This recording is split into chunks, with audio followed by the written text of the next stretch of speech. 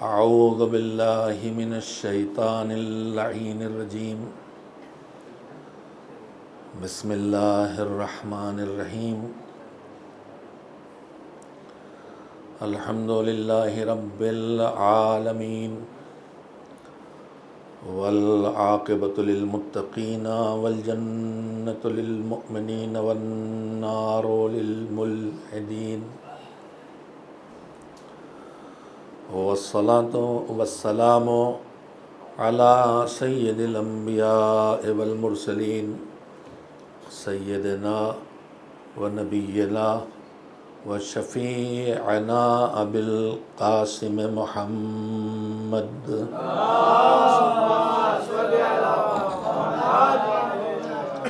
وآلہ الطیبین الطاہرین المعصومین المظلومین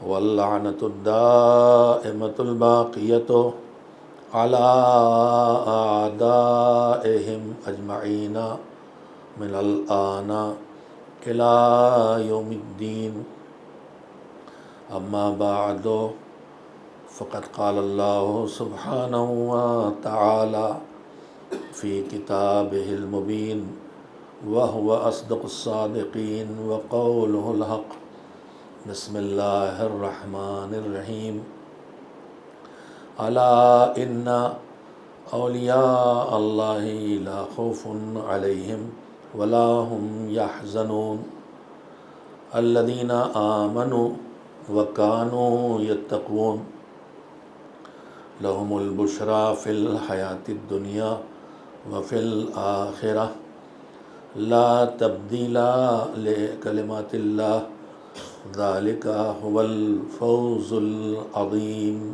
صلوات بھیجیے محمد والے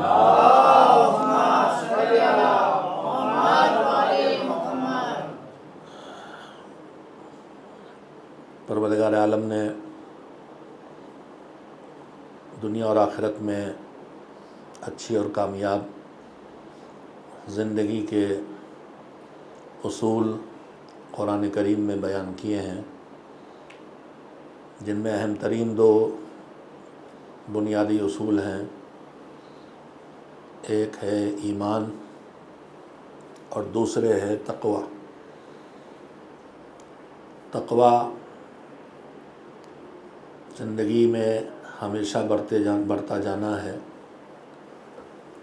تقوی سے اپنی زندگی کو سجائے رکھنا ہے، یہ کامیابی کا وہ ذریعہ ہے یا شرط ہے جو پروردگار عالم نے ہمارے لیے بیان کی ہے، یعنی اپنے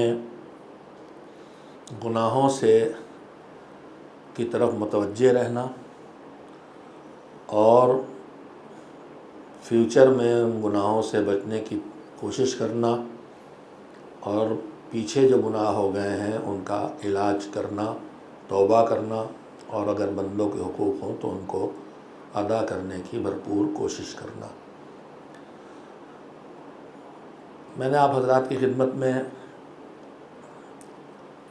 گزشتہ چند شبوں میں اسی بنیادی بات کو بار بار روایات اور آیات اور سیرت کے سہارے اور واقعات کے سہارے دہرایا ہے، اس لیے کہ ہم جس ماحول میں پلے بڑھے ہیں وہاں کامیابی کے راز کچھ اور ہمیں سمجھائے گئے ہیں، اور ہمارے ذہنوں میں بیٹھ گیا ہے کہ دنیا میں تو کامیابی ایمانداری کے ساتھ، دینداری کے ساتھ، دوسروں کا لحاظ کرتے ہوئے، دوسروں کا حق کو بچا کے چلتے ہوئے ممکن نہیں ہے۔ لیکن ہم دنیا کیا کہہ رہی ہے اس کی طرف نہیں جائیں گے، اس لیے کہ ہم مسلمان ہیں، ہم قرآن پر ایمان رکھتے ہیں، ہم محمد و آل محمد علیہ السلام کے ماننے والے ہیں۔ پیغمبر کا نام لیا میں نے،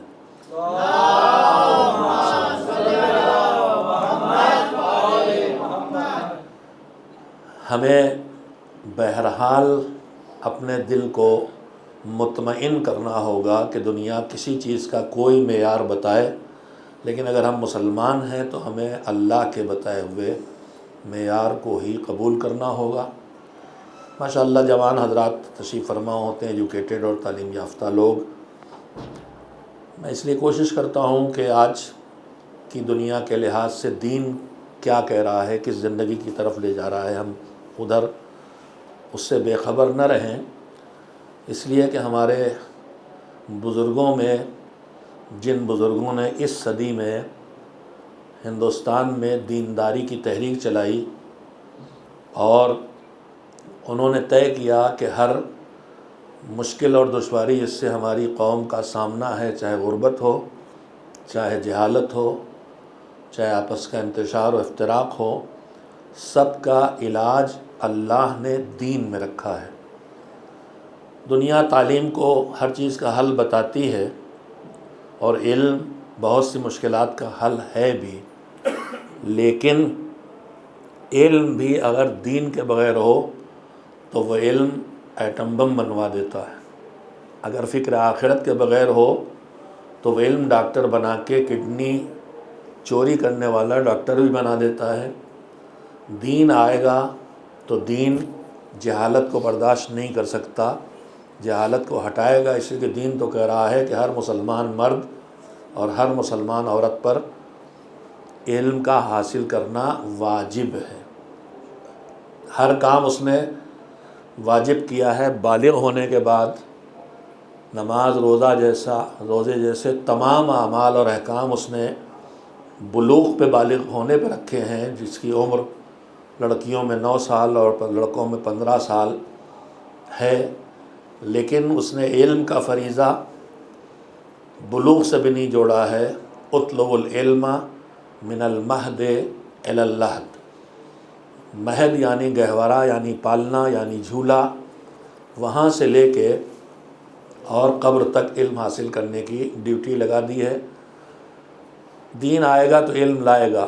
جتنے فرائض ہیں اللہ نے، جو اہم ترین واجبات ہیں، اگر آپ ان پہ بھی غور کریں، قیمتی سی بات ہے، پڑھے لکھے جوان ہیں، ہر واجب میں اللہ نے کچھ شرطیں رکھی ہیں۔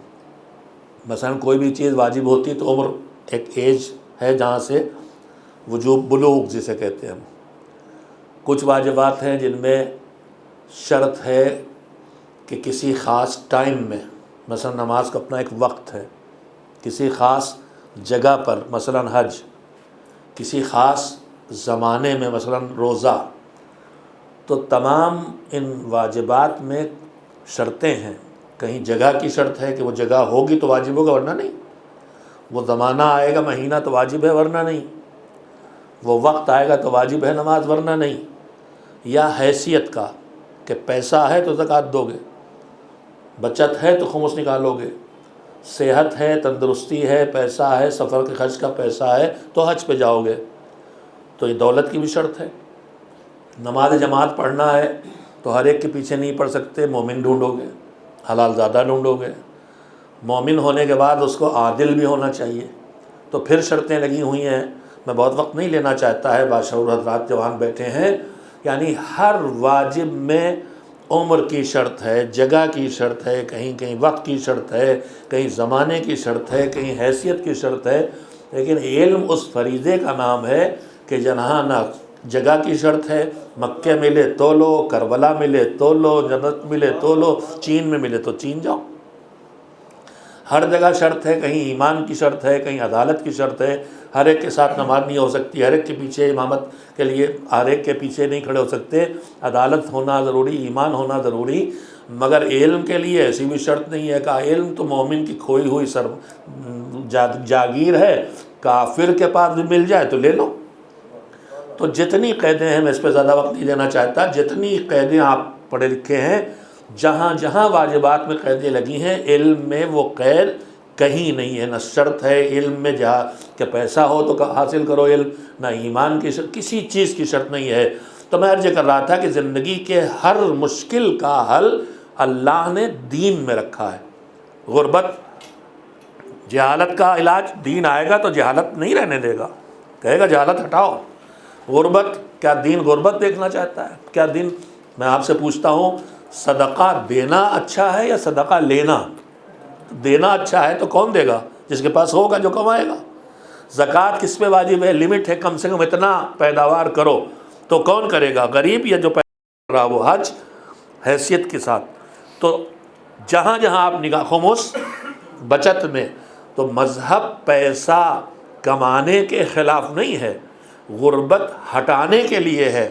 غربت ہٹانے کے لیے مذہب اتنی حیثیت دیتا ہے کہ اپنی ضرورت کے لیے کمانے کو اللہ کی راہ کا جہاد قرار دیتا ہے. میں اس موضوع پہ بات کرنے نہیں آیا، مگر آپ کو یاد دلا دوں، رسول اکرم حضرت محمد مصطفیٰ صلی اللہ علیہ وسلم بیٹھے تھے، ایک شخص مضبوط ہاتھ پیروں کا، بڑے مضبوط جمے ہوئے قدم، مسلس بازو کے دکھائی دے رہے ہیں، ہاتھ میں کچھ بیلچا پھاوڑا کدال زمین میں کھیتی کرنے کا لے کے جا رہا. تو دیکھ کے لگا یہ کھیت باغ میں جا رہا کام کرنے. تو جو حضور کے ارد گرد لوگ بیٹھے رہتے تھے، مقدس ماپ بھی اس میں ہوتے تھے، کہنے لگے جتنا اس کے اندر یہ اس وقت عزم و ارادہ دکھائی دے رہا ہے، یہ کاش اللہ کی راہ میں ہوتا. گویا یہ اللہ کی راہ میں نہیں جا رہا. تو حضور نے کہا سنو، اگر وہ اس لیے جا رہا ہے کہ کما کے اپنے بیوی بچوں کی زندگی میں راحت پیدا کرے گا تو یہ اللہ کی راہ میں جا رہا ہے. اگر وہ اس لیے جا رہا ہے کہ اپنے بوڑھے ماں باپ کی خدمت کرے گا تو اللہ کی راہ میں جا رہا ہے. اس کے بعد فرمایا کہ اگر وہ اس لیے، نہ بیوی بچے ہیں نہ ماں باپ ہیں، اگر وہ صرف اس لیے کمانے جا رہا ہے کہ سوسائٹی میں اپنے وقار اور عزت کی حفاظت کرے گا، کسی کے آگے رسوا نہیں ہوگا، تو یہ بھی اللہ کی راہ میں جا رہا ہے. اس کے بعد فرمایا کہ اگر ان میں سے کوئی نیت نہیں ہے، نہ ماں باپ کی خدمت، نہ بیوی بچوں کی خدمت، نہ کار خیر، نہ یہ نیت ہے کہ اپنی عزت بچانا ہے، بلکہ اس لیے جا رہا کہ کما کے فلاں سے کو نیچا کروں کہ وہ میں اس سے بڑا بن جاؤں، مجھ سے چھوٹا ہو جائے. فرمایا اگر وہ کما اس لیے رہا ہے کہ دوسروں کو وہ نیچا دکھائے اپنے سے، تو پھر یہ شیطان کی راہ میں جا رہا ہے، ورنہ اللہ کی راہ میں ہے. تو بہرحال بات تفصیل ہو گئی پھر بھی کہ دین ہر پریشانی کا علاج ہے. سربراہ تحریک دیداری مولانا غلام اصغر اللہ مقامہ نے اسی لیے آواز دی تھی اس قوم کی ہر فرد کو دیندار بنا دو. علم علاج ہے مگر ہر جگہ نہیں. علم بغیر دین کے تباہ کن بن جائے گا، روزی اور وسعت اور پیسہ بغیر دین کے تباہ کن بن جائے گا. دین کے ساتھ یہ چیزیں زندگی کی ضرورت بھی ہیں اور زندگی کو پورا بھی کرتی ہیں. تو میں نے یہ گفتگو اس لیے شروع کی تھی، میں کہنا یہ چاہتا تھا کہ ہمارے جس ماحول میں ہم پلے بڑھے ہیں وہاں ایک میسج ہمارے بیچ میں دماغوں میں پوری طرح جگہ بنائے ہوئے ہے کہ دین کی راہ پہ چل کے نہ بزنس کامیاب ہو سکتا، کچھ تو جھوٹ بولنا نہیں پڑے گا، کچھ تو داؤں دینا ہی پڑے گا، کچھ تو کھیل کھیلنا ہی پڑے گا. بزنس میں بھی، سیاست میں بھی، اقتدار میں بھی، ہر جگہ آدمی سوچتا ہے. میں پھر یاد آ گیا ہے تو اپنے چھٹے امام حضرت جعفر صادق علیہ السلام کا ایک ارشاد یاد دلانا چاہتا ہوں کہ 3 طرح کے لوگ مولا نے کہے ہیں. ہم آپ سب زندگی بسر کرتے ہیں، کسی نہ کسی کوئی نہ کوئی ہدف ہوتا ہے. آپ مجلس میں آئے ہیں، کوئی اس نیت سے آیا کہ ثواب ملے گا، بس اتنا ہی کافی. کوئی اس نیت سے آیا کہ چلیں گے، کچھ علم بڑھے گا، کچھ عزم بڑھے گا، کچھ ایمان مضبوط ہوگا، کچھ آخرت کی یاد آئے گی، کچھ فضیلتیں سن لیں گے، کچھ معرفت میں اضافہ ہوگا، اللہ کی اور اونچا جائے گا تو اللہ کی رضا پائیں گے، معبود کی خوشنودی حاصل کریں گے. تو الگ الگ نیتیں ہماری آپ کی مختلف کاموں کی ہو سکتی ہیں. ہر آدمی اپنی زندگی کچھ نہ کچھ ہدف بناتا ہے. کسی کا ارادہ اور ہدف زندگی بنا لیتا ہے سماج سیوا، بس مجھے لوگوں کے کام آنا ہے، خدمت کرنا، ایک ہے ہدف بنا لیا، لوگوں کی خدمت کرنا بہت بڑا ہدف ہے. کچھ نے بنا لیا کہ مجھے دولت کمانا ہے، چاہے جیسے آئے کمانا ہے. کسی نے کہا مجھے پاور پہ پہنچنا ہے، کسی نے کہا مجھے نام کمانا ہے. تو ہر آدمی اپنی زندگی کا ایک ایم، ہدف، آبجیکٹ بناتا ہے کہ مجھے یہ بننا ہے، مجھے IAS بننا ہے، مجھے منسٹر بننا ہے. جس نے جدھر بنا لیا. دنیا سے نکلتا ہے تو مجھے لوگوں کی محبت پانا ہے، سوسائٹی میں عزت پانا ہے. اب یہ مادی چیزوں کے بجائے معنوی اور روحانی چیزیں شروع ہو جاتی. آدمی اور آگے بڑھتا ہے تو دینداری کی راہ پہ آتا ہے تو مجھے جہنم سے نکلنا ہے، مجھے جنت پانا ہے. ہم زیادہ سے زیادہ یہاں تک جاتے ہیں. اب ہر آدمی کی الگ الگ سوچ ہے کہ ہمیں کیا، ہمارا ہدف کیا ہے، ہماری لائف کو مقصد کیا ہے. بچے پالنا ہے، اچھے بچے تیار کرنا ہے، نہ جانے کتنے ہو سکتے ہیں، بے شمار ہدف زندگی کے ہو سکتے ہیں۔ ہمارے چھٹے امام حضرت جعفر صادق علیہ السلام نے دنیا میں آدمی جس لیے بھی کچھ کر سکتا ہے اس کو سمیٹ کے 3 قسموں میں محدود کیا ہے کہ جو بھی آدمی اپنا ہدف بنائے زندگی کا، اپنا ایم طے کرے، اس کی 3 قسمیں ہیں۔ حدیث کے الفاظ سنیے، فرمایا کہ القلوب ثلاثہ، دل 3 طرح کے ہوتے ہیں۔ قلب مشغول بالدنیا، ایک دل وہ ہے جس کے 24 گھنٹے بس دنیا اس کے اوپر مسلط ہے، جاب کرنا ہے، کاروبار بڑھانا ہے، شیئر میں پیسے لگائیں، دیکھیں اس کی طرف کیا ہے اور مارکیٹ کیسا چل رہا ہے، اور بیٹے کو اسکول پہنچانا ہے، اور بیٹی کا رشتہ ڈھونڈنا ہے، اور جہیز کی تیاری کرنا ہے۔ 24 گھنٹے دنیا دنیا دنیا اس میں لگا ہوا ہے۔ ایک انسان کی قسمیں کی ہے۔ قلب مشغول بالدنیا، دوسری قسم کون سی؟ جس سے اوپر اٹھا کہ دنیا سے اونچا گیا۔ وقلب مشغول بالعقبہ، دوسری قسم وہ ہے کہ جس کا دل دنیا میں نہیں الجھا ہے، آخرت میں لگا ہوا ہے کہ کیا کریں کہ جہنم سے بچیں، کیا کریں کہ جنت تک پہنچ جائیں۔ ہر معاملے کو اس طرح دیکھ رہا ہے۔ ہم نے سوچا مولا اب اس کے بعد کیا بچا؟ بھائی دنیا میں نہیں الجھا، آخرت کے چکر میں ہے، دنیا جہنم سے بچ جائیں، جنت چلے جائیں، اس سے اونچا کیا ہے؟ مگر امام نے قرآنی بیان کی روشنی میں، جہاں اللہ نے کہا تھا نا کہ وعد اللہ المؤمنین والمؤمنات جنات تجری من تحتها الانہار خالدین فیہا ومساکن طیبۃ فی جنات عدن ورضوان من اللہ اکبر، قرآن مجید میں بھی اللہ نے کہا، اسی تشریح ہم کر رہے ہیں کہ ہمارا وعدہ مومن مومنہ سے ہے کہ ایمان کے ساتھ زمین سے اٹھو گے، مرتے وقت اگر ایمان بچا کے اٹھ گئے تو جنت تک ہم پہنچائیں گے۔ اب چاہے سیدھے جنت جائے، چاہے برزخ کی مصیبتیں جھیل کے جنت جائے، چاہے میدان حساب کی مصیبتیں جھیل کے جنت جائے، چاہے اور عقاب جھیل کے جائے، چاہے صراط میں پٹ کے جائے، لنگڑا کے جائے، لٹک کے جائے، اور چاہے جہنم میں جا کے اگر ایمان بچا کے چلا گیا تو جہنم سے نکل کے جنت آئے۔ یہ ایک مستقل بحث ہے۔ قرآن مجید کہتا ہے کہ ہم مومن، اگر مومن مرے ہو تو ہم تمہیں جنت میں پہنچائیں گے ضرور۔ البتہ مومن مرنا، میں نے 2-3 بار تو آپ کے سامنے کہا ہے کہ اہم ترین بات ایمان پہ آنا نہیں ہے، ایمان پہ چلنا ہے، اور ایمان پہ چلنے سے زیادہ سب سے بڑا کام ہے آخر تک ایمان پر رہنا ہے۔ کل کوشش کروں گا کہ یہ اسی موضوع پر آپ سے بات کروں کہ آخر تک ایمان پر رہنے اور ایمان پر مرنے کے لیے کن باتوں کا لحاظ رکھنا ہے کہ انہیں انجام دیا جائے، اور کن باتوں سے بچنا ہے کہ ان سے اپنے آپ کو بچایا جائے، تاکہ زندگی بھر کی محنت بھی برباد نہ ہو اور آخرت ہمیشہ کے لیے تباہ نہ ہو جائے۔ تو اللہ بھی کہتا ہے کہ ہم جنت دیں گے، لیکن دیکھو جنت پا لینے کو اپنا بہت بڑا کمال نہ سمجھ لینا۔ کیوں نہ سمجھ لینا؟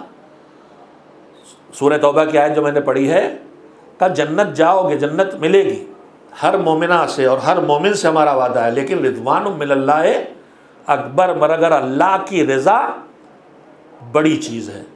ذالک هو الفوز العظیم، جنت جانے لائق اگر اپنے کو سمجھ بھی لیا کہ خوب ہم امام حسین پہ روئے ہیں، اور وعدہ ہے کہ من بکا او ابکا او تباکا الحسین وجبت لہ الجنہ، روئے رلائے یا اپنے اوپر رونے کی کیفیت طاری کرے، دل کو سوچے ایسی چیزیں کہ طبیعت رنجیدہ ہو جائے، آنکھیں بند کر کے گڑبڑا سوچے اور غم کی کیفیت طاری ہو جائے، چاہے آنسو نہ نکلے، تب بھی جنت واجب ہو جائے گی۔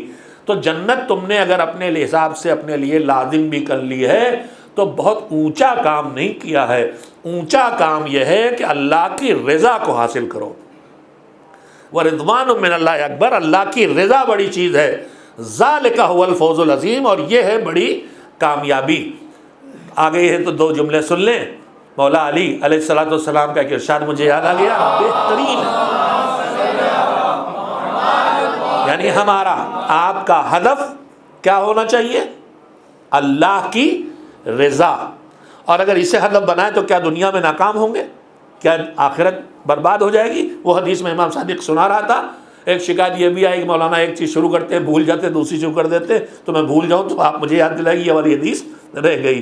فی الحال جو اللہ کی رضا کو اگر ہم نے کیا پائیں گے، ابھی ایک حدیث سناؤں گا، لیکن اس سے پہلے آیت کیا کہہ رہی ہے، اور اس میں مولا علی کا جملہ کیا ہے کہ اللہ کی رضا بڑی کامیابی۔ پہلا جملہ عرض کروں آپ سے، ابھی حدیث نہیں سنا رہا۔ ایک ہے وہ جو جنت جانے لائق بن گیا، ایک ہے جو رضا پروردگار تک پہنچ گیا. دونوں میں فرق یہ ہے کہ جو جنت جانے لائق ہے وہ جنت جائے گا تو کسی کو لے نہیں جا سکتا، لیکن جو جزا نہیں رضا تک پہنچ جاتا ہے وہ جنت جانے والا بھی بنتا ہے، جنت میں لے جانے والا بھی بن جاتا ہے. اور رضا پروردگار کی قیمت بہت مشہور حدیث مولا کا ارشاد ہے. ہم آپ فضیلتیں جانتے ہیں، ہمیں جنت کیوں چاہیے؟ جنت ہمیں کیوں چاہیے؟ اس لیے کہ دنیا اور آخرت میں جنت کی زندگی میں جو فرق ہم نے بچپن سے سنے، مجلسوں میں، کتابوں میں پڑھے، ان میں سے ایک یہ ہے کہ دنیا میں ہم جو کچھ چاہتے ہیں سب ہمیں نصیب نہیں ہوتا. بہت کچھ ہم چاہتے ہیں نہیں ملتا، بہت کچھ چاہتے ہیں جو مل جاتا ہے. ہم میں سے سب کوئی ایسا نہیں جو کہہ سکے کہ ہماری ہر مرضی، ہر تمنا، ہر خواہش دنیا کی پوری ہو گئی. مگر جنت اس جگہ کا نام ہے کہ جہاں جو جنتی چاہے گا وہ ہو جائے گا. جو جنتی چاہے گا وہ ہو جائے گا. یعنی جنت اس جگہ کا نام ہے جہاں ہر تمنا، ہر خواہش، ہر مرضی پوری ہوگی. اگر آپ نے اس چیز کو یاد ذہن میں بٹھا لیا تو اب میں مولا کے ارشاد سناؤں. مولا نے فرمایا کہ الجلوس بالجامع خیر لی من الجلوس بالجنہ. مولا علی فرماتے ہیں کہ جنت میں بیٹھنے سے میرے لیے اچھا مسجد میں بیٹھنا ہے. کیوں میرے مولا؟ پہلی بات تو ہے کہ ہمارے آپ کے لیے تو کیوں کی ضرورت نہیں، علی جو کہے وہی صحیح ہے. ان کی بات میں کیوں نہیں ہے، لیکن انہیں تو پتہ ہے کچھ کیوں والے بھی ہوں گے، تو وجہ بتائی. فرمایا ان الجلوس بالجنت جامع خیر لی من الجلوس بالجنہ. میرے لیے جنت میں بیٹھنے سے مسجد میں بیٹھنا زیادہ اچھا ہے. کیوں؟ لأن بالجنت رضا نفسی و بالجامع رضا ربی. اس لیے کہ جنت اس جگہ کا نام ہے جہاں میری خواہش پوری ہوگی، اور مسجد اس جگہ کا نام ہے جہاں اللہ کی رضا پوری ہو جاتی ہے. ایک صلوات بھیجیں محمد و آل محمد و مسلم. تو تین طرح کے لوگ ہو سکتے ہیں، یا دنیا کے چکر میں الجھے ہوئے بس آخرت کچھ نہیں، یا آخرت میں لگے ہیں کہ جنت پہنچیں جہنم سے نکلیں. تیسرا کون ہے؟ قلب مشغول بالمولا، جس کا دل بس اس میں لگا ہے کہ میرا مالک کاہے پہ خوش، میرا مولا کس بات پہ راضی، اس پہ لگا ہوا ہے. اب ان تینوں کا حشر کیا ہے؟ امام نے فرمایا اما القلب المشغول بالدنیا فلہ الشدۃ والرخاء. دو روایتیں ہیں، ایک لہ الشدۃ والعناء اور ایک لہ الشدۃ والرخاء. دونوں روایتوں میں تھوڑا سا لفظ ہے، اس سے ایک مفہوم بدلتا ہے. امام نے فرمایا کہ جو دنیا کے چکر میں لگا ہے اس کا نصیب میں کیا ہے؟ کبھی راحت، کبھی بے چین تکلیف، کبھی سکون، کبھی بے چینی، کبھی خوشی، کبھی غم، کبھی اطمینان، کبھی اضطراب. یہی تو ہے زندگی خلاصہ. کمائی، خوش ہو گئے، لٹ گئے، ڈوب گیا بزنس، ایک دم سے بینکرپسی ہو گئی. گھر میں بچہ پیدا ہوا، برتھ ڈے منائی جا رہی، لاش آ گئی، جنازہ اٹھایا جا رہا. تندرست ہیں کہ محلے بھر کو مسل سے ڈراتے ہیں. کمزور اتنے ہو گئے کہ اپنی پیالی کی چائے کی پیالی بھی منہ لگانے لائق نہیں رہ گئے. تو اس دنیا کی زندگی خلاصہ یہی ہے کہ یہاں جوان ہے، بڑھاپا آ گیا، صحت مند ہے، بیماری آ گئی، الٹا پلٹا کرتا ہے، یا خوشی یا غم. اور دوسری روایت یہ کہ غم ہی غم ہے اس کے لیے. اس کی خوشیوں میں بھی کہیں نہ کہیں غم چھپا، پریشانیاں چھپی ہوتی. کروڑ پتی ہو گئے، رات میں نیند نہیں آتی، انکم ٹیکس چھاٹا نہ پڑ جائے. کرسی پہنچ گئے وزیر اعظم کہ رات کو نیند نہیں آتی ہے، کہیں کل اپوزیشن والے کوئی پاس واس کر کے ہمیں ہٹوا نہ دیں پارلیمنٹ میں، تو چین کہاں نصیب. تو اس کے لیے خوشی تو ہے ہی نہیں، غم ہی غم. تو یا خوشی اور غم دونوں ملے ہیں، راحت اور آرام دنیا میں، یا صرف پریشانی پریشانی. دونوں روایتوں کے فقرے ہیں. اما القلب المشغول بالعقبہ، لیکن جو فکر آخرت میں جیتا، یہ حلال ہے، یہ حرام ہے، یہ نجس، یہ پاک، یہ جائز، یہ ناجائز، اس میں جہنم، اس میں جنت. تو امام کہتے ہیں، اب دنیا کیا کہنے دیئے، امام کہتے ہیں فلہ الدنیا والعقبہ. جو آخرت کا خیال رکھ کے جیے گا اس سے کہو کہ اس کو دنیا بھی ملے گی، آخرت ہی نہیں ملے گی. وہ یقین کرے، امام صادق کہہ رہے ہیں کہ دنیا بھی ملے گی، آخرت بھی ملے گی. مگر یہاں نہ رک جانا، آخرت کے چکر میں رہو گے تو جنت کے آگے نہ جا پاؤ گے. لیکن اگر اور آگے چلے گئے، فرمایا اما القلب المشغول بالمولا فلہ الدنیا والعقبہ والمولا. جو مولا کی خوشی کے لیے جیے گا اسے دنیا بھی ملے گی، اسے آخرت بھی ملے گی، اسے مولا بھی ملے گا. ایک صلوات بھیجے محمد و آل محمد۔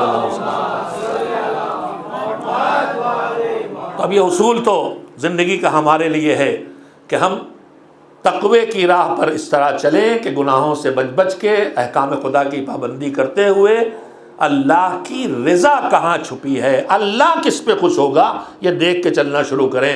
اور یہ بھی یاد رکھیے، میں بار بار دینی باتوں ہی کو آپ کے سامنے دہراتا ہوں، دنیا تو جو کچھ کہتی ہے، جو ہم نے سمجھا، جو ہم نے پڑھا، وہ ہم جانتے ہیں، لیکن دین ہم سے کیا کہہ رہا ہے وہ کم سے کم ہمارے ذہنوں میں تو ہونا چاہیے۔ میں نے ابھی خطیب اعظم مولانا عسکری کا نام لیا تھا، ان کا ایک جملہ ہے کہ ہماری قوم بے عمل نہیں ہے، بے خبر ہے۔ جتنا بتایا ہے وہ کرتے ہیں، جو ہم نے نہیں بتایا وہ نہیں کرتے۔ ہم بتائیں گے تو کریں گے، اور یہ بالکل سچائی ہے۔ ہمارے اندر جذبہ ہے عمل کا پوری طرح، لیکن جتنا بتایا گیا ہے اتنا کر رہے ہیں، جتنا نہیں بتایا گیا ادھر نہیں بتایا گیا تو بے خبری ہے، بے خبری ہے تو اس پر بے توجہی بھی ہے۔ تو میرے عزیزو، پہلی بات میں نے یہ کہی ہے کہ ہمیں اپنی زندگی بسر کرنے کا سلیقہ مذہب یہ سکھا رہا ہے کہ فکر دنیا میں الجھ کے نہ جیو، اور یہ نہ سمجھو کہ دنیا کامیاب ہوگی تو دین چھوڑ کے ہی کامیاب ہوگی۔ دین اور آخرت کو اپناؤ گے تو دنیا بھی ملے گی، آخرت بھی ملے گی، اور اگر اللہ کی رضا کے لیے جیو گے تو دنیا اور آخرت اور پروردگار کی خوشنودی بھی ملے گی۔ ایک صلوات بھیجیں محمد و آل محمد۔ دوسری بات جو آج آپ حضرات کی خدمت میں کہنا چاہتا ہوں، جو پہلے کل کی بھی کہہ چکا ہوں، کہ ہمارے تقوی ہماری زندگی کا اصول، تقوی کے دو حصے، ایک طرف نیکیاں انجام دینا، ایک طرف گناہوں سے بچنا۔ گناہوں سے بچنے میں بھی پھر دو حصے، ایک گناہ وہ جس کا تعلق اللہ کی ذات سے، اور ایک گناہ وہ جس کا تعلق اللہ کے بندوں اور مخلوق کی ذات سے۔ پہلی کمی ہم سے ہوتی ہے کہ نیکی کی طرف توجہ زیادہ، گناہ سے بچنے کی طرف توجہ کم، اور گناہ سے بچنے کی طرف بھی توجہ ہوتی ہے۔ تو اللہ کی عظمت کا ہمیں چونکہ احساس ہے، لہذا ہم اللہ سے جڑے حقوق کی طرف توجہ دے لیتے ہیں، لیکن بندوں سے جڑے حقوق کی طرف ہماری توجہ اور کم ہوتی ہے۔ میں آج یہیں سے یہ بات آگے بڑھانا چاہتا ہوں کہ بندوں گناہ سے بچنے میں بندوں سے جڑے ہوئے گناہوں کی طرف ہماری توجہ زیادہ ہونا چاہیے، وہ ہمارے حق میں زیادہ خطرناک ہے۔ اور اس کا راستہ یہ ہے کہ اپنی ذات کو آدمی پہلے پیش نظر رکھے تو پھر دوسروں تک نہیں پہنچتا ہے۔ اور کل میں نے ایک اور بات یہیں عرض کی تھی کہ مولا علی، حضرت امیر المومنین حضرت علی بن ابی طالب علیہ السلام نے گناہوں کی 3 قسمیں قرار دی ہیں، جن کا بخشا جانا یقینی، جن پر ایک بار سزا مل گئی دوبارہ نہیں دے گا اللہ، جن کی بخشش نہیں ہو سکتی، لوگوں کے حقوق الناس، اور جن کے بارے میں امید اور خوف دونوں کے بیچ میں ہو سکتا معاف ہو سکتا معاف نہ ہوئے ہوں۔ وہ کون سے ہیں؟ جو ہم نے اللہ کی نافرمانی کی ہے اور اس پہ توبہ بھی کی ہے۔ توبہ نہیں کی ہے تو پھر معلوم ہے کہ سزا ہے، لیکن اگر توبہ کی ہے تو بھی پتہ تو نہیں ہے نا کہ پتہ نہیں معاف ہو گیا کہ پتہ نہیں معاف نہیں ہوئے۔ یعنی سلیقہ حیات مومن ایک یہ بھی ہے کہ نہ رحمت خدا سے مایوس ہو کے جیے کہ میرا یہ گناہ تو اتنا پکا ہے کہ میری بخشش نہیں ہو سکتی، اس لیے کہ جیسے ہی مایوس ہوگا کہ اب جہنم تو پکا ہے تو پھر دنیا ہی کے مزے لوٹ لو، تو جہنمی نہیں ہوگا تو جہنمی ہو جائے گا۔ اور اگر یہ بھروسہ ہو گیا کہ نہیں میری توبہ تو قبول ہے، میں تو ماتمی، میں تو عزادار، میں تو نمازی، میں تو حاجی، میں تو زائر، تو پھر یہی جب طے ہو جائے گا کہ جہنم کا ڈر نہیں ہے تو پھر آدمی خطرناک ہو جائے گا کہ اب جہنم کا ڈر نہیں ہے تو اب جو چاہو کرو۔ لہذا امید اور خوف دونوں کے بیچ میں جینا مومن کی زندگی کا اصول بنے۔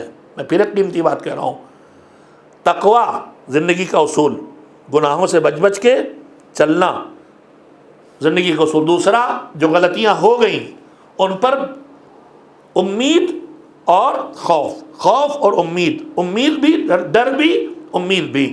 میں نے سیرت سنائی تھی آپ کو پرسوں، رسول اکرم صلی اللہ علیہ وسلم ایک صحابی کی عادت کو پہنچے، کیسے ہو، کیا حال ہے؟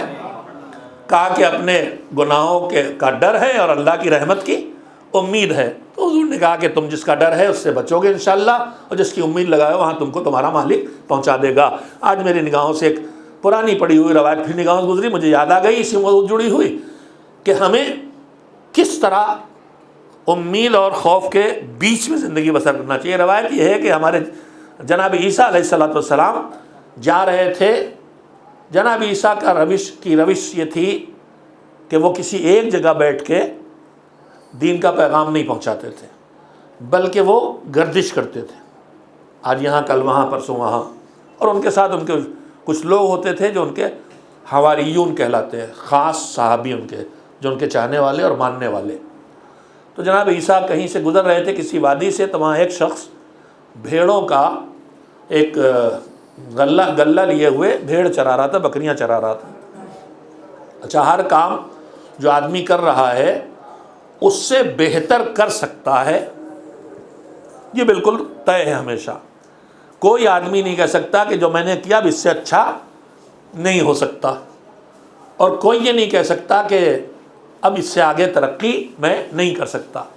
تو ہر جگہ بہتر ہونے کی امید موجود ہے، لہذا بہتری کی راہ بھی دکھائی جا سکتی ہے۔ وہ بھیڑوں کو چرا رہا تھا، خود ایک ثواب کا کام ہے، روزی کمانے کے لیے بڑا کام کر رہا، مگر جناب عیسیٰ رکے اور کہا کہ جو یہ تم وقت اس میں لگا رہے ہو، اگر یہی وقت تم علم کے حاصل کرنے میں لگاتے تو وہ زیادہ گویا ویلڈ تھا، جو تم اس میں پاؤ گے اس وقت کو لگا کے، اس سے زیادہ اگر علم حاصل لگاتے تو اس سے زیادہ تمہیں مفید ہوتا۔ وہ چرواہا تھا، اس نے کہا کہ نبی اللہ، میں نے کسی مدرسے میں نہیں پڑھا، کسی کے سامنے زانو ادب طے نہیں کیا، میں نے کہیں پڑھا تو نہیں ہے، لیکن میں نے اپنی زندگی کے 6 اصول بنائے ہیں، وہ سن لیجئے۔ امام نے کہا تھا نا کہ جناب عیسیٰ نے کہا تھا نا کہ تم علم حاصل کرنے وقت لگاتے، تو اس نے کہا کہ میں نے زندگی کے 6 اصول بنائے ہیں، وہ سن لیجئے اس سے۔ تو جناب عیسیٰ کا بتاؤ کیا ہے؟ تو اس نے کہا میں نے توجہ دے 6 کے 6 بہت قیمتی ہیں۔ روایت پڑھی تھی میں نے، بھول گیا تھا، نظر ثانی کر رہا تھا، سامنے آ گئی تو مجھے اس موضوع سے بھی جڑی ہوئی لگی اور کام کی بھی سے آپ کو سنا رہا ہوں۔ اس نے کہا کہ نبی اللہ، میں نے زندگی کا ایک اصول یہ بنایا، دیکھیں ہم آپ زندگی بسر کرتے ہیں یہاں، ہمیں کبھی کبھی لگتا ہے کہ دنیا بھر کی چیزوں تو پابندی لگا دی، یہ نہ کھاؤ، وہ نہ کھاؤ، وہ نہ کھاؤ، چاروں طرف مارکیٹ میں ہر چیز جو ہے وہ کھا رہے ہیں، ہم نہیں کھا سکتے، یہ نہ کھاؤ، یہ نہ پہنو، یہ نہ دیکھو، نہ پابندیاں بہت زیادہ لگتی ہیں ہم کو۔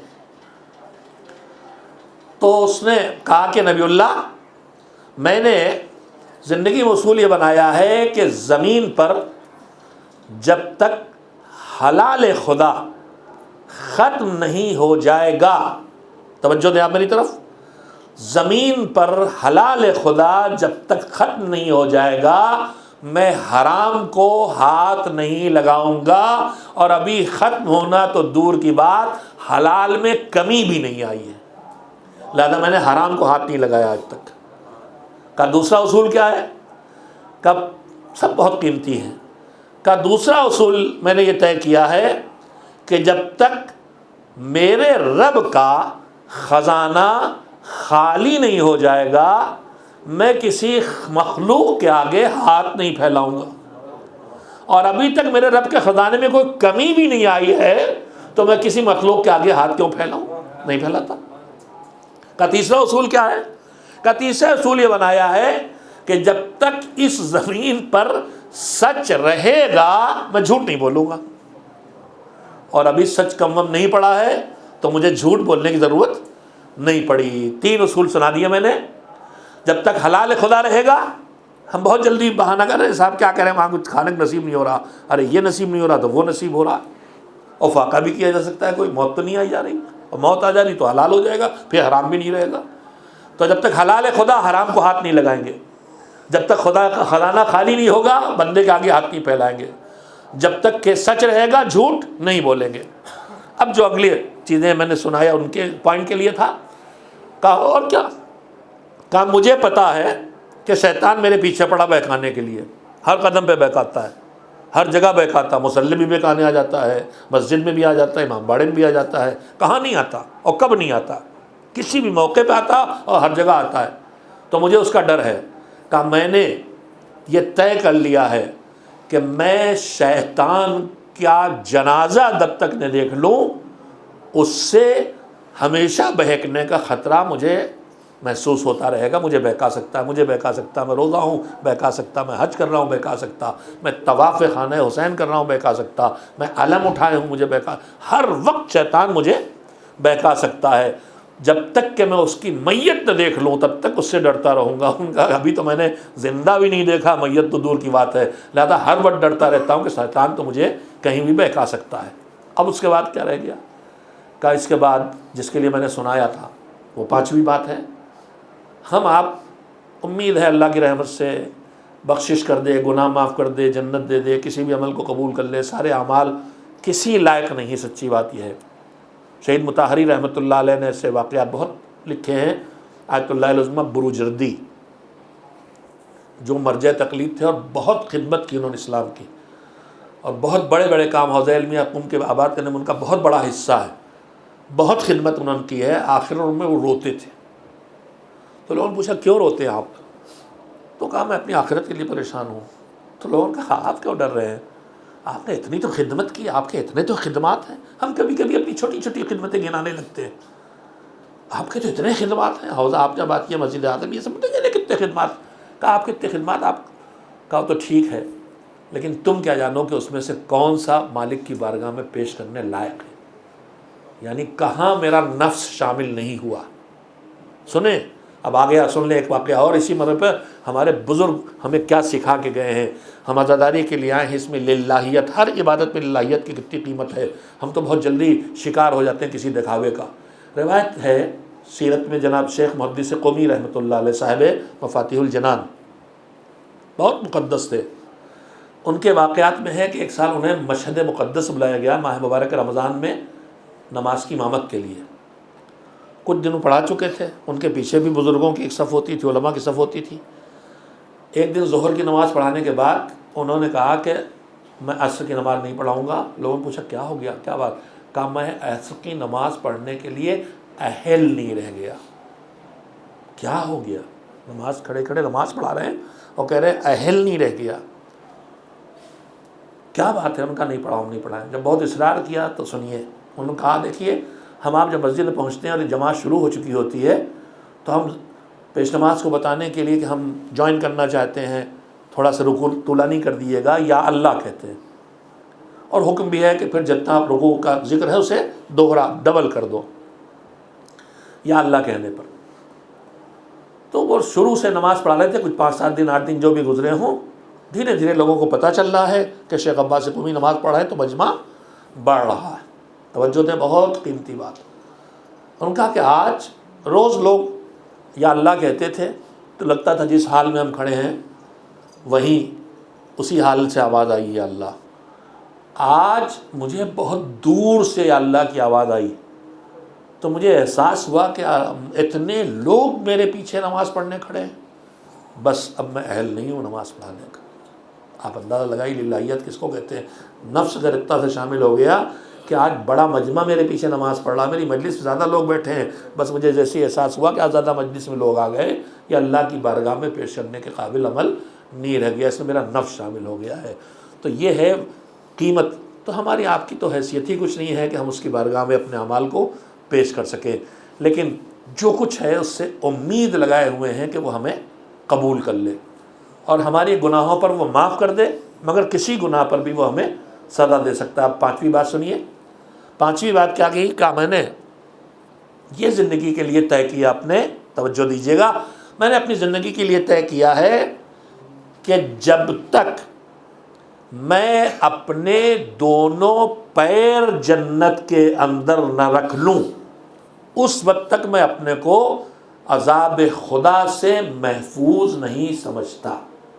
میں نے حدیث اسی لیے سنائی تھی کہ مومن کا سلیقہ زندگی کیا ہے کہ اپنے کو کبھی نہ یہ سمجھے کہ اب میرے لیے عذاب نہیں رہ گیا، پکا جنتی ہوں، اور نہ کبھی یہ سمجھے کہ میری بخشش کا راستہ نہیں ہے، میں پکا جہنمی معاذ اللہ ہو گیا ہوں۔ نہیں، امید اور خوف کے درمیان جینا سیکھے۔ ایک گناہ پر جہنم میں ڈال سکتا ہے اور ایک نیکی پر جنت پہنچا سکتا ہے۔ ایک صلوات بھیجیں محمد و آل محمد۔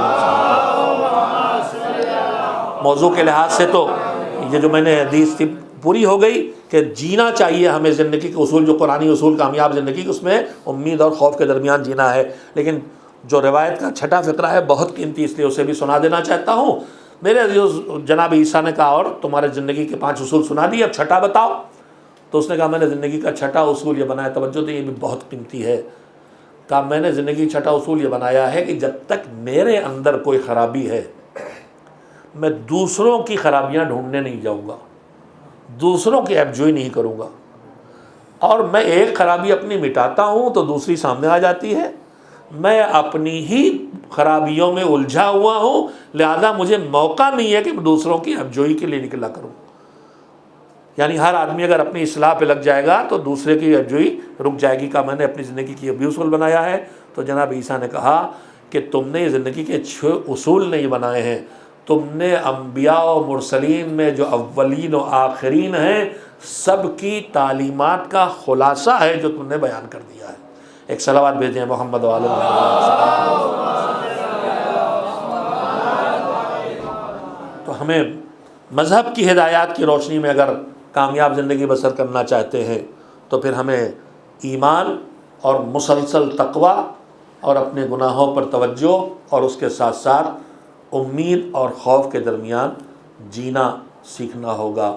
کربلا ہر پیغام ہمیں دیتی ہے، انہی پیغامات میں کربلا کے یہ پیغام بھی ہے کہ چاہے کتنی مصیبتیں آ جائیں مگر رحمت خدا سے خود کو مایوس نہ قرار دینا اور اللہ سے کی بارگاہ میں فریادی نہ بننا بلکہ بارگاہ الہی میں صابر و شاکر بندے بن کے سامنے آنا. اور جب ان منزلوں تک آدمی پہنچتا ہے تو پھر موت بھی اس کے لیے کچھ نہیں رہ جاتی. روایت میں ہے کہ سید الشہداء جب اپنے قافلے کو لے کے کوفے کی طرف جا رہے تھے، جسے بعد میں روک کے کربلا آنے پہ مجبور کیا گیا اور خیمہ زن ہونے پہ مجبور کیا گیا. منزل کا نام ہے بنی مقاتل. قافلہ رواں دواں ہے، امام گھوڑے پہ ہیں، سواری پہلو میں اکبر و عباس جیسے شجاع ساتھ ہوتے ہیں. اس وقت جناب علی اکبر بابا کے پہلو میں ہیں، بابا کے ساتھ ہیں.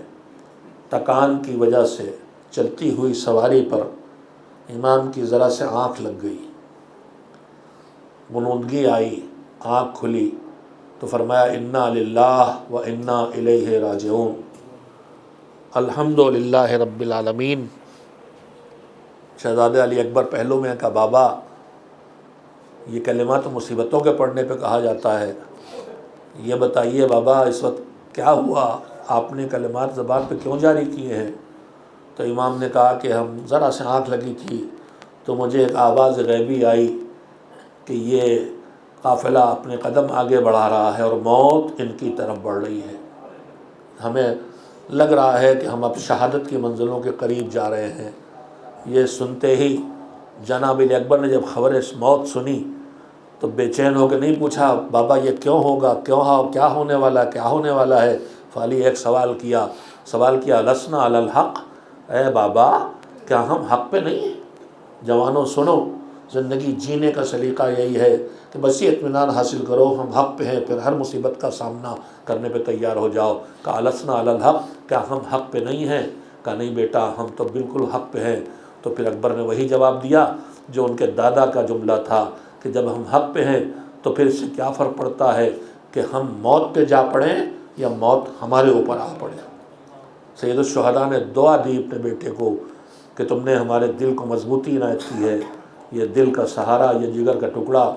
حسین نے مصیبتوں میں ہر مصیبت کے موقع کے لیے اکبر کو روک کے رکھا ہے. صبح سے لاشوں پہ لاشیں آ رہی ہیں، جو بچ رہا ہے اس کی پیاس بھی بڑھ رہی ہے، جو ابھی تک شہید نہیں ہوا ہے وہ تشنہ لب ہے، وہ بھوکا ہے، وہ پیاسا ہے، وہ زخموں کو کھا رہا ہے. ایک کے بعد ایک لاش آ رہی ہے، اکبر کی بے چینی بڑھتی جا رہی ہے، یہاں تک کہ جب فرات کے کنارے سے عباس کی لاش کو چھوڑ کے علم لے کے واپس آ گئے. اب کوئی نہیں ہے، یا اکبر ہے یا حسین ہے. اکبر ہاتھوں کو جوڑ کے آئے، بابا اب مجھے اجازت دے دی. حسین نے سراپا پہ نظر ڈالی اور اس کے بعد جملہ کہا بیٹا مجھ سے پہلے جاؤ اس پھوپھی سے اجازت لو جس نے تم کو پالا ہے۔ خیمے میں آئے اکبر، پھوپھی اماں میدان میں جانے کی اجازت چاہیے۔ بیٹا کیا اسی دن کے لیے پالا تھا؟ کہا ٹھیک ہے پھوپھی اماں ہم نہ جائیں گے، مگر پھر کیا بابا جائیں گے میدان میں؟ کلیجے پہ پتھر رکھا، نہیں بیٹا میرا بھیا حسین باقی رہے اس کے لیے میں تمہیں بھی قربان کر دوں گی۔ اکبر کو اجازت ملی، خیمے سے نکلنے لگے۔ روایت کے فقرے ہم ہمیشہ سنتے ہیں کہ اکبر ایسے نکلے جیسے بھرے گھر سے جنازہ نکلتا ہے، اسی کا جو گیا ہے واپس نہیں آئے گا۔ ہم اپنا دوسرا جملہ لکھتے ہیں کہ اکبر نکلتے تھے، پردہ اٹھتا تھا پردہ گر جاتا تھا، پردہ اٹھتا تھا پردہ گر جاتا تھا۔ کیا ہو رہا ہے؟ اکبر نکلنے لگے، ایک مرتبہ زینب آگے بڑھی، میرے لال ایک بار اور کلیجے سے لگ جا۔ میرا ام لیلا آگے بڑھی، ایک بار اور سینے سے لگ جا۔ پھر اکبر آگے بڑھے، ایک مرتبہ ننھی بہن قدموں سے لپٹی، بھیا جا رہے ہو ایک بار تو کلیجے سے اور لگا لو بھیا۔ اور شاید سکینہ کا دل کہہ رہا ہو بھیا اسی کلیجے میں برچھی لگنے والی ہے بھیا، ذرا ایک بار اور سینے سے لگا لو۔ اکبر نے سب کو رخصت کیا، آئے بابا سے اجازت لی، باتوں کو پکڑ کے بازو پکڑ کے سوار کیا، اکبر چلے۔ تیزی میں جوانی کا جوش بھی ہے، جنگ کی اجازت ملی، تیزی سے گھوڑا دوڑاتے۔ ایک مرتبہ کانوں میں ایسی آہٹ محسوس ہوئی جیسے کوئی ٹھوکر کھا کے گرا ہو، مڑ کے دیکھا تو کمر شکستہ بابا زمین سے خال جھاڑتے اٹھ رہے، بابا یہ زحمت کیوں کی؟ بیٹا کیا بتاؤں، تم صاحب اولاد ہوتے تو بتاتا۔ ارے کلیجے کے ٹکڑے کے حسین بھیج رہے ہیں، کیا کلمات کہے پروردگار گواہ رہنا، اسے بھیج رہا ہوں جو صورت و سیرت و گفتار میں تیرے رسول سے مشابہ تھا، اس جگر کے ٹکڑے کو تیری قربانی کے لیے بھیج رہا ہوں۔ بیٹا جاؤ مگر مڑ مڑ کے چہرہ دکھاتے رہنا۔ اکبر میدان میں آئے، علی کا لخت جگر ہے، عباس کا شاگرد ہے، حسین کا خون رگوں میں ہے، جوش کے ساتھ پورے بدن کی طاقت لگا کے حملہ شروع کیا۔ میمنے میں ڈوب گئے، میسرے میں ڈوب گئے، قلب لشکر کو بکھرا دیا۔ چاروں طرف تلوار چمک رہی ہے، سر اور تن دھڑ الگ ہو رہے ہیں، لشکر میں کوہرام برپا ہے۔ ایک مرتبہ سپہ سالار نے کہا یہ علی کا لال ہے، یہ عباس کا شاگرد ہے، یہ ایسے قابو میں نہ آئے گا۔ سازش تیار ہوئی، رسالے نے حملہ کیا، ایک ظالم ایک جھاڑی کے پیچھے نیزہ لے کے چھپ گیا۔ اب اکبر نے پوری طاقت سے گھوڑے کو دوڑایا دشمن پہ حملہ کرنے کے لیے، ادھر سے پوری طاقت سے ظالم نے نیزہ پھینکا، نیزے نے بے سر پہ سینے کا بوسہ لیا، پسلیوں کے بیچ میں جگہ بنائی، علی اکبر کے کلیجے میں نیزہ اتر گیا، علی اکبر کے نیزے میں نیزہ اتر گیا۔ گھبرا کے جو ظالم نے نیزہ کھینچا تو نیزے کی علی پسلیوں میں پھنس کے ٹوٹ گئی۔ اکبر نے گھوڑے کے گلے میں باہیں ڈال دی، مجھے بابا تک پہنچا دے، بابا کو آنے کی زحمت نہ پڑے، مگر گھوڑے کا رخ لشکر کی طرف پھر گیا۔ جدھر سے اکبر گھوڑے کے گردن میں باہیں ڈالے، جدھر سے گزرے مقتل کے فکرے ہیں، قطعوہ اربن اربا، ارے تلواروں سے ٹکڑے ٹکڑے زندہ جسم کر دیا۔ ہم آپ روز سنتے حسین نے آواز دی تھی بنی ہاشم کے بچوں آؤ، ارے باپ سے جنازہ نہیں اٹھتا، وجہ سمجھے زندگی میں اکبر کے جسم کے ٹکڑے ٹکڑے اتنے ہو گئے تھے کہ اکیلے حسین کے لیے اس کا اٹھانا ممکن نہ تھا۔ اکبر گھوڑے سے زمین پہ آئے، بابا آخری سلام، کمر پکڑ کے چلے، بھیا بھیا بیٹا بھیا کی موت نے کمر توڑی تھی، تیرے آخری سلام نے آنکھوں کی بینائی نے علی کو دکھائی نہیں دیتا، اے یا علی یا علی۔ ارے کبھی نجف کے علی کو پکارتے بابا بازو پکڑ کے پہنچاؤ، نہیں چلا جاتا۔ روایت کہتی ہے ارے جگہ بہترین کیفیت تھی، چلتے تھے تھوڑی دور پھر زمین میں بیٹھ جاتے تھے، پھر اٹھ کے چلتے تھے، اسی طرح کسی صورت پہنچے رگڑتی ہوئی اڑیاں رگڑتے ہوئے جناب لب پر تک پہنچے، سرانے بیٹھ گئے، گود میں سر اٹھا کے رکھا، رخساروں پہ رخسار رکھا. ارے بیٹا باپ آ گیا تجھ پہ قربان، کیا کیفیت ہے؟ کہا بابا دادا جان پہ کوثر لیے کھڑے ہیں، زندگی کے آخری لمحات ہے، دم نکل رہا ہے، کلیجے میں برچھی کی انی ہے، اذیت دے رہی ہے. حسین نے ایک مرتبہ ایک امتحان اور دیا، آستین نے چڑھائی. ارے یار کلیجے کے زخم میں ڈال کے جو برچھی کی انی کھینچی، کلیجہ بھی ہاتھوں میں آ گیا.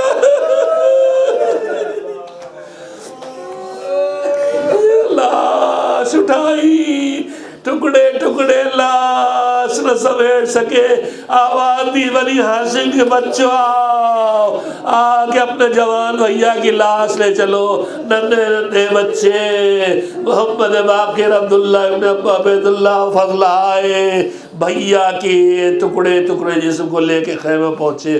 لو زینب تمہارا لال اکبر دولہا بن کے آ گیا. کوہرام برپا ہوا. واہ علی اکبرا واہ مصیبتا، سیعلم الذین ظلموا ای منقلب ینقلبون. بحق الزہرا و ابیہا اللہم تقبل منا انکا انت السمیع العلیم. پروردگار تجھے اسی شباب کا واسطہ، علی اکبر کا واسطہ، ابھی چند جوان کے بارے میں اطلاع ملی آئی سی یو میں ہے، پروردگار انہیں زندگی اور حیات اور ان کی طول حیات عنایت فرما. ماتم علی اکبر، ماتم جوان کربلا.